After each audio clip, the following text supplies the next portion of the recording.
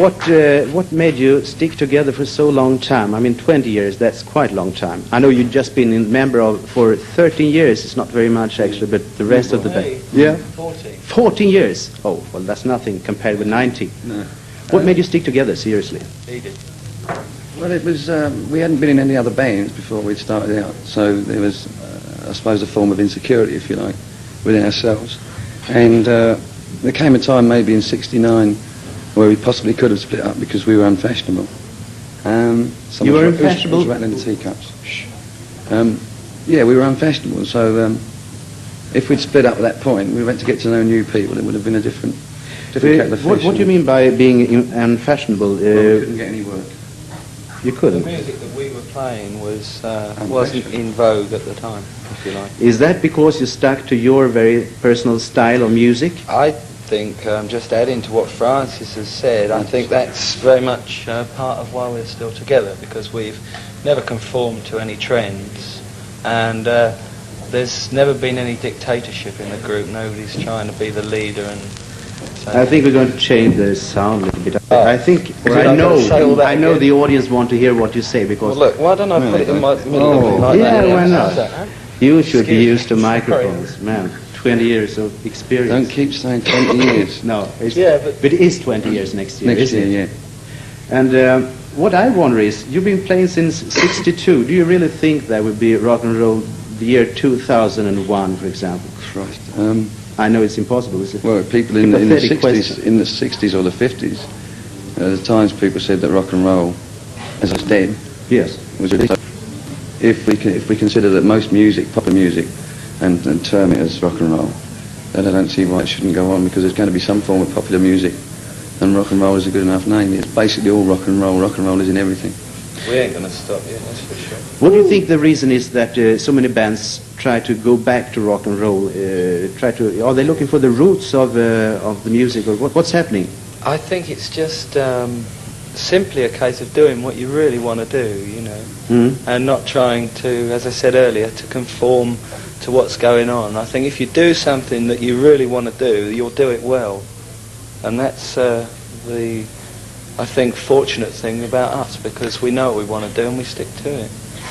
There's something special, I think, between status quo and Sweden. I think you were recognized as a good group. You are here in Sweden.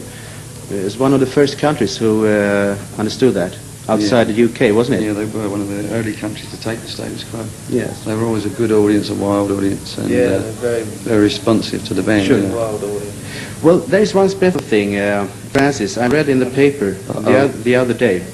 You don't like to talk about it? Yeah, well, come on. I thought you didn't like it. It was the sun or the light. Yeah, I don't like lights. Anyhow, I think you think that the Swedish audience is too drunk nowadays. They drink too much. Is that true? That's a bit unfair. I spoke to a guy about gigs and what we thought of the Swedish audiences, and I said that we always thought they were good. But the last concert that we did in Gothenburg, I think it was. Yes. That's all we remember of the gig, that the audience were that drunk. And it seems silly to pay money for a ticket to come and see a band and be so drunk you're going to forget the following day. Does that only happen in Sweden, that the audience is drunk? All rock audiences are either high on something. But there's being high and over the top. And when they're over the top, they don't remember. It's very difficult for us to play to an audience. Hello there. To play to an audience when it's like a screen in front of the audience between them and the band. You think it's a waste of money to pay whatever it is and come and listen to you if you don't remember anything the day after? It is, yeah.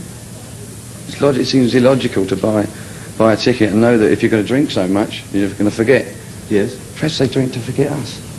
Well, I saw all the cans on stage, so we knew how much they drunk, you see. Yes.